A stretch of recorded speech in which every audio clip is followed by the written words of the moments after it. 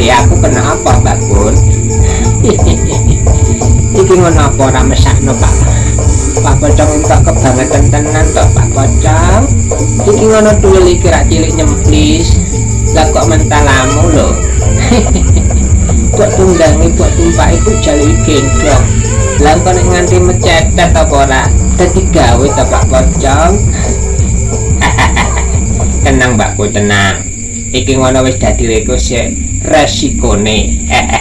Sing jenenge main tebak-tebakan iku ya sing salah kudune anut sing menang. Tak ngono to, Yul? Iya, aku kalah, Mbak Kun. Ngene to ya. Aku tak sawang saka kaduan wae kok sake. Lah wong cilik cempis ngene kok jaluki gendong. Untunge ora mecetet nang dalan to, Mbak. Pak Pocong. Tenang Mbak Kun. Kabeh wis terkendali, aman situasine.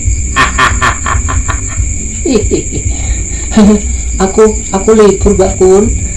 Lah. Libur apa to Leco? Tole Yul.